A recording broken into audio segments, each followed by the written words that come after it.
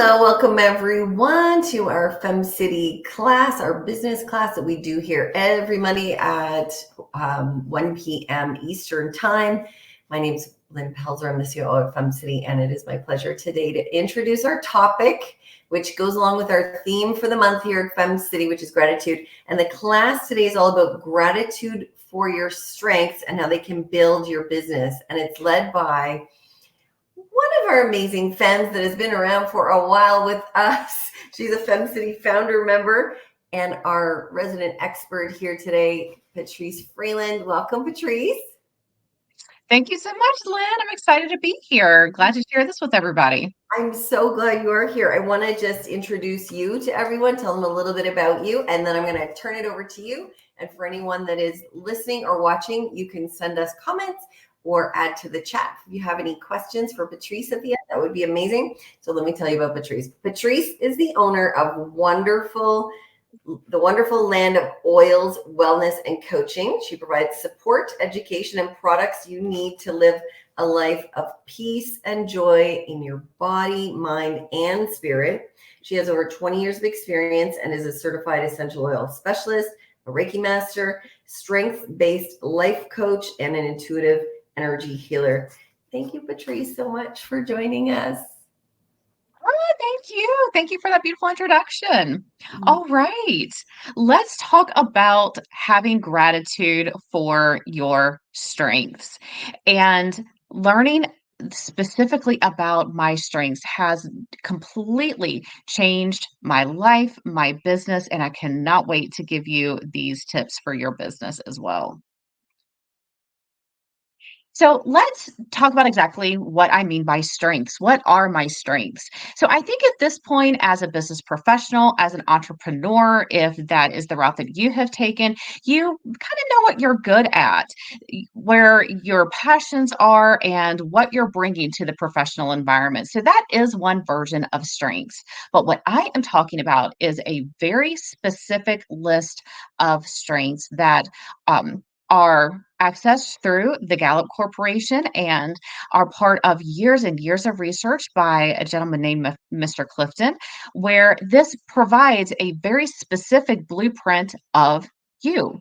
And there are 34 strengths that were defined through Mr. Clifton's research. And these 34 strengths are all very specific, different ways that you receive and process information, how you find what you want to learn, and how you learn and think about it, how you interact with others, and how you choose who to interact with, how you influence the world around you, and how you like to execute and get things done. So we all have all 34 of these strengths, but when you go through this assessment and you get your strengths report, it will list them in an order of 1 to 34, and that is truly our blueprint. In that order in which these strengths show up is how we show up in the world. It helps defines specifically our personality traits. It defines where we get energy and the energy that we bring to the world, and also where we take the best action when we're taking those action steps.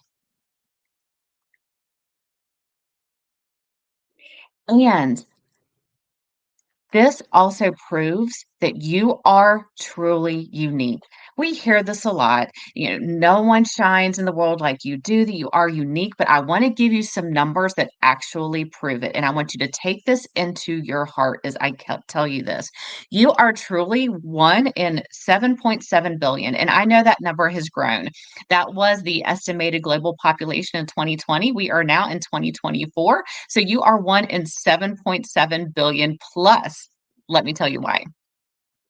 So, as I mentioned, this strengths blueprint is unique to you, and the order matters. So, there is only a 1 in 280,000 chance for someone else to have the same top five strengths as you in a different order. Now, let's talk about the order. If you see those same top five strengths, but in the same order, there is only a 1 in 33 million chance that that is going to happen. How's that feeling to you right now? That no one can do what you do the way you do it. It is statistically proven so. Let's dive into this even more. There's only a 1 in 99, I'm sorry, 990 million plus chance for someone to have the same top 6 strengths as you in the same order. That decreases to 1 in 8 billion plus for someone else to have the same top 7 strengths as you in the same order. But let's talk about your entire strengths blueprint. There is only a 1 in 130 billion plus chance that someone will have the same strengths blueprint as you. I get chills every time I say that. I have chills when I say it now because I want you to know that you are unique. No one can be who you are. You cannot be anyone else. And there are always best practices and cool tips that we can learn, but you have liberty to step into your greatness and you can let go of any type of comparison. Let's dive into this a little bit more. So, as you learn about strengths and you get this definition, then this is my invitation to you through the statistics I just shared and through the concepts that we're going to be going through today for you to embrace who you are. So, you have this report of 34 strengths. And as I mentioned, the order matters. Your top 10 are what we just generically consider your strengths or your dominant strengths. And this is where your brilliance shines when you are living life in these particular ways of working and ways of interacting, then this is where you get into flow. This is where you are energized by the work that you do, even though it's taking hard work. And we know that that does happen and that is important. This is where you'll find answers when you get stuck, when you start to doubt yourself, when you hesitate, when you go back to, okay, what are my 10 specific strengths? How do I solve this problem through these 10 ways that I show up in the world? Then you get those answers and you're back into that flow again. Your strengths are your unique gift to the world. No one can do it but you. The other side of this that is as equally, if not more empowering, is this also is your invitation to let go of who you are not. While we exhibit all 34 strengths, those that are numbered 29 to 34 are what we call our bottom strengths. And this is where you'll see hesitation. We still do these things, and I'm going to show you my strengths report and talk about the strengths individually in just a moment to flesh this out a little bit. But I do, and we all show those bottom strengths in a different way. We do it through our top 10. So this gives us the opportunity to lean into the fact that I don't work in this way. This is not what is aligned with me. It's great for other people, and there's are people that I'll surround myself with, but I can let go of trying to be and trying to act and put a process into place that is lined up with these bottom strings because it's just not me. It is not me. It's never going to be me. And the more I try to make it me, the more I'm going to get stuck in a rut and feel like I'm on a hamster wheel. So let's dive into these strengths a little bit more. So we have 34 strengths, but let's simplify this and give this a little more of a concrete concept and definition for you. So there are four dominant domains. And when you have three strengths for a particular dominant domain in your top 10, then that is one of your dominant domains. And you can have more than one. So those that are dominant in relationship building, and these may be very similar to Myers-Briggs and DISC assessments that you've seen before, but when you have the specific strengths behind it, you can take action. You know specifically what that means. So if you find that you're adaptable, you love connecting the dots, you love developing people and helping them grow, you have empathy. This is different than being an empath. You want to have harmony in between people. You want everyone to feel included, that you like to provide individualized solutions for people. You generally are positive and upbeat, and you like to relate to other people. Those are all relationship building strengths. If you are an influencer, then you like to activate people and get them going. You like to step into a position of command where you see that there isn't one to help get things moving and going. You are a strong communicator. You have a little sense of competition. That doesn't necessarily mean comparing to others. That is a basement of that strength. When you're living in the balcony, the positive of that strength, that means being the best that you can be and wanting everyone else to be the best that they can be. When you want to maximize things and take it from good to great, when you feel self assured and that you know you're the expert and you have to share that, when you like the recognition of the significant part that you play in the world and you have that charm and that sense of woo, then influencing and being an influencer is one of your dominant domains. Our executors love to get things done. They are all about the process and checking the list. And you can see this in strengths called like achiever, arranger, belief, consistency, deliberative, discipline, focus, responsibility to do the things we say that we're going to do, and restore things that have opportunities for improvement or are broken and getting them to their next state. Those are all executing strengths.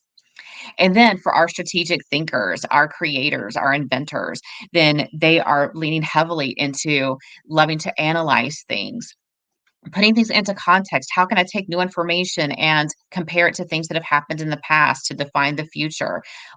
What are ideas for the future? Am I someone that loves to generate ideas? Do I like to gather things, physical things in my environment, conversations, information? Do I like to think about things a lot? Do I love that intellectual process? Do I just simply love to learn and build strategy? Those are all our strategic thinking domains.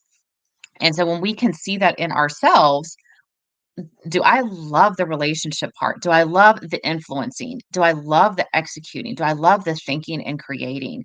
Then that is starting to give us definition. And you can lean into that even without having your Clifton Strengths assessment. Just pay attention and you'll know where you feel energized and where you feel drained. So let's look at my strengths report here. And you'll see that my top 10 are very high in strategic thinking strengths. And those are the ones that are noted by the green color there. So my first strength is input. I show up in every moment and every day. First thing out of the gate, my subconscious is I want to learn and gather. I want to soak it all in. Then I want to think about it. I want to log it into way because into my database of things that I know and experiences that I've had. I want to use that to be the best that I can be. And then my number five is my anchor strength. Your number five is your anchor. And this is where everything that you do is going to be flavored with whatever that five is. So I'm taking all of those strengths and everything that I'm doing to determine what is the future possibility that can occur in the situation. I have that responsibility in myself to make things better. I'm very strategic, like coming up with options for different solutions. I love coming up with ideas. How many of us have more ideas than time, right? And I have that restorative nature where I'm constantly seeing things that can be improved and be their best selves. And I like doing that on an individualized basis.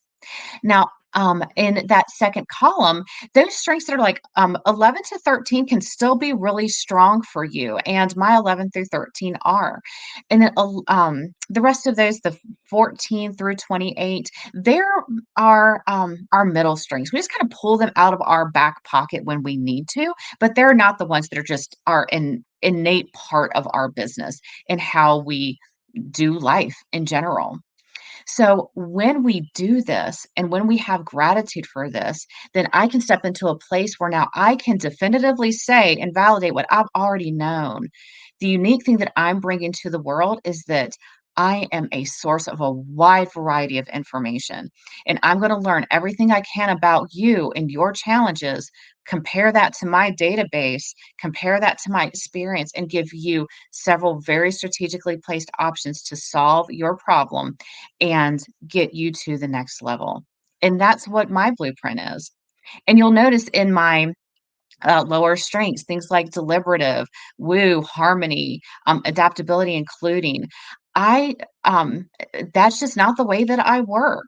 And when I was able to let go, trying to solve everybody's problem for everything they could have a problem with and have that inclusion for everyone, and started moving into a place that was very individualized and towards my top 10, then I wasn't tired anymore. I wasn't stuck in analysis paralysis anymore. And then I can now strategically know who I am and how I work, and then every decision that I make with my business, with my interpersonal relationships, with my health, how am I going to go to the gym and get a workout in a way that is interesting to me, where I'm going to learn and work out? Then I'm doing life with ease. And this is where the next step comes into place. This is what we call our strengths declaration. And this is your initial affirmation and your roadmap into being able to make decisions in your business and in your life that are aligned with your strengths, and letting you have your life and do your life with joy and ease. And the beginning of that declaration is, I love to do everything. And then you can also substitute everything with whatever your specific challenge is. I love to be a good partner. I love to do my business. I love to talk to clients. I love to feed myself. I love to work out. I love to relax, etc. Everything in a way that honors my desire to. And then this leans into your dominant domain. Our relationship builders love to do everything in a way that honors their desire to connect with the right people. They thrive on being around people and having those relationships. Our influencers love to do everything in a way that honors their way to move people forward and have an impact and be part of that journey with them. Our executors love to do everything in a way that honors their desire to get things done the right way. And notice that I have right in quotes, because right has a different interpretation to different people. And then our strategic thinkers love to do everything in a way that honor their desire to think, create, and learn. In my particular strengths, I actually have 7 of those strategic thinking strengths in my top 13. So this is a huge, huge passion about the way that I do business. So this is your yellow brick road, is the strengths declaration. And this is where, when you get stuck and when you're feeling out of alignment, start here. I love to do whatever this challenge is, whatever the outcome that you want is, in a way that honors my desire to, and then fill in the blanks in accordance with your dominant domain or domains. And this is who you are. So when you are making those decisions, then you have a strengths-based life where you are doing your health, where you are managing your relationships, managing your business, and also your belief in yourself in accordance to your strengths and how you specifically show up in the world. Now, here are some tips on running a strengths-based and strengths-aligned business. The first thing is, what problem do you solve for your clients, or for, and that can be your client as in your employer, or the client that your particular business serves as an entrepreneur, your client. So this is something that you already know, or this is an invitation to readdress this and get very clear on what problem you're solving. Then you bring in the strengths. How do I use my dominant domain to solve this problem? For me, I'm very creative and I'm a high strategic thinker. So I'm going to take a lot of information from a lot of different sources to calculate a perfect solution that is aligned in every way with my particular client. And that's how I do it. That's going to be very different than the way other people do it. Then how do you use your specific strengths to solve this problem? And then this is how you tell people when you're marketing yourself as a great employee, a leader, or an entrepreneur, is that when you work with me, this is what that process is going to be. This is what you're going to get from me specifically, that you're not going to get from anybody else in a similar field. How do you use strengths to market your offers? And that is exactly what I was talking about. The more that you can clearly articulate how you show up in the world through your strengths, then the more clear of a relationship you're going to have with your clients, and the more you're going to attract the right people. Now, when I was in corporate, just to give you a testimonial to this, I got very clear on the type of corporate experience that I wanted to have. I updated my LinkedIn profile to include my strengths and added a little flair to it. So I could specifically say, this is what I do for you. And literally within 24 hours of me updating that LinkedIn profile to use strengths based language, I got a recruiter from a business that had the perfect job for me in the perfect environment for me doing exactly what I wanted to do. So this is an amazing manifesting tool. And then how do you use your strengths to nurture your clients and keep that relationship going? So when you have that gratitude for your strengths and you're thankful for them and you are thankful for who you are and how you are showing up, and then you can answer those questions for yourself when you can then take strategic action. When I'm living in my strengths and I'm stepping back in that bird's eye view and I'm watching myself living in my strengths, what does that look like? What am I doing? Then we are living our life with joy and ease. Now, here's a note because professional development is important, right? We want to read the books, we want to get the tips, we want to learn. That's why you're here listening to what I'm saying today and being part of FemCity. Something to keep in mind. When we do exactly what the successful do, we can guarantee success, but not joy. That might be a little more hustle. We might have to work a little harder because it's not exactly the way we do it. Now, when we use our strengths with everything we do, we can guarantee joy, but not results. We might not be using those best practices that we're learning. We are not using all of those tips and tricks from our experts, our proven experts in the field that are giving us information and wisdom that we need to bring into our processes and our daily practices. And here's where the magic is when we do everything the successful do using our infinitely unique strengths, we get the joy and we get the results. And this is my invitation for you today for gratitude. And as we close out this year and lean into 2025, that you find a way to incorporate your strengths so that you live your life and you build your business with those joy and results.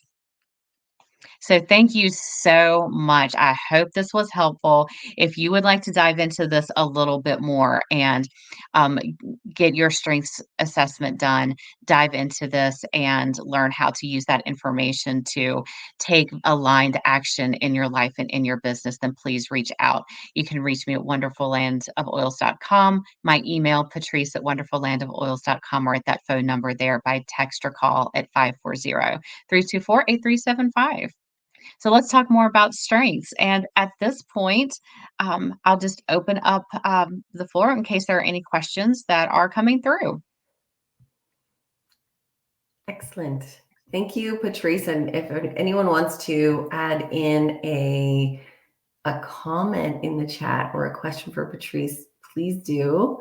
And Patrice, if I can, while we're waiting for that, I was thinking about a few things. If you don't mind, I would love to just make a comment for you or a couple of things that were coming to me. When you said about being grateful for the strengths we have, it just felt so honoring to myself to think about that. And also reminded me of why at certain times in my life I have been working on something that was hard. Like it was just always hard. Mhm. And I wanted the end result of that thing. And it was so hard. And I'm sure this is what it was because I wasn't honoring my own strengths, probably working in the lower end. And so, I felt like I had to kind of work 5 times harder than someone else to get the same result, even though I'm a hard worker. So I'm like, I'll do the work, I'll do the work, I'll do the work. But it equaled exhaustion Yes. for me. And so, you said alignment in there too. And I'm like, getting yourself in alignment with what your strengths are sounds like it opens up a whole new world of possibilities for like growth and goals and all this kind of stuff, but with joy. So thank you for that. I really appreciate it. Yes, absolutely. And you really hit the nail on the head there with that alignment and energy and hustle. And it's hard for us because we've been taught that, no pain, no gain. If you're hustling, you're going to get there. But how am I working hard in the right way, or how much of it is just me hustling and slinging through the mud, and doing this in a way that, okay, I'll get there, but it was pretty miserable. Your energy level is your tell. When you are working in a way that is energizing, even if you are working hard and putting hours, but you are loving it and you feel good. And when you go to bed at night, you can let it go and you can sleep soundly. You're in alignment with your strengths. And when you worry and you're constantly questioning, then that's a sign to you that you're probably trying to do things in a way that's not aligned with you. Deliberative is a good one for me. You hear you need to do business consistently, and that is true. I was interpreting that as I needed to have a regimented schedule of like Monday through Friday, this is exactly what I do.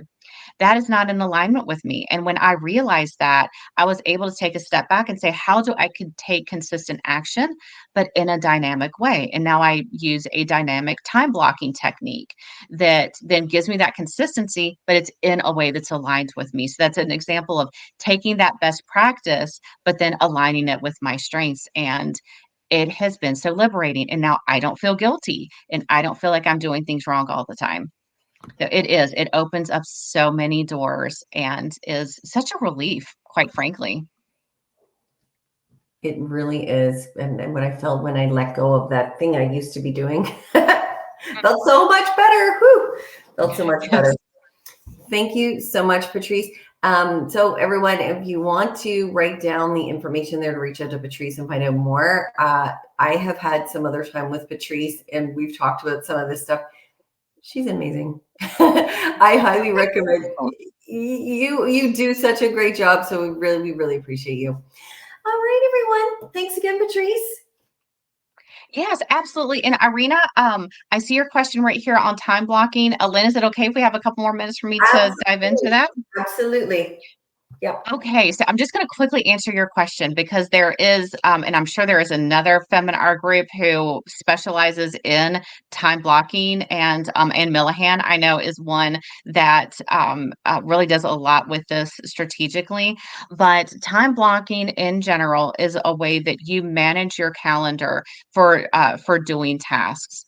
And for me, that looks like, because if it's not in my calendar, when I'm not going to remember it, but also it keeps me realistic with what I need to do. Like, I know it's going to take me an hour and a half to cook dinner every day. So I block that out. I block out time for when I do my exercise.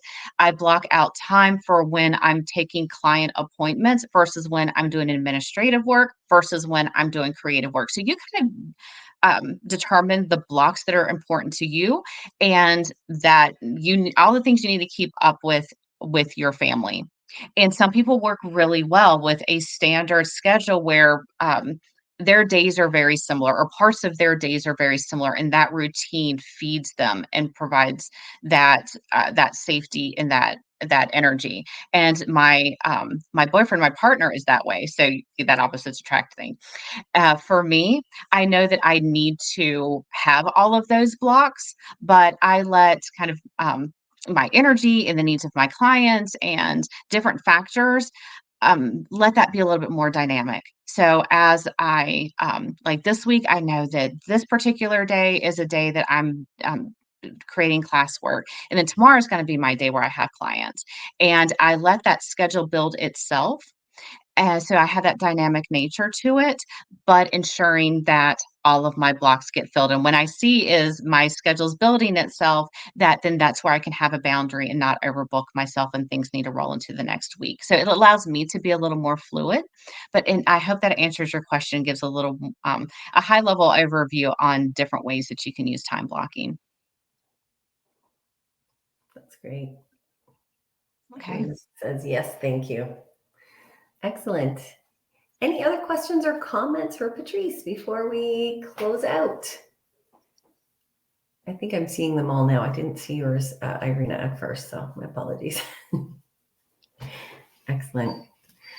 Okay. All right. Thanks, everyone. And please, if you're seeing this in a replay, we do these live every Monday at 1 o'clock Eastern time.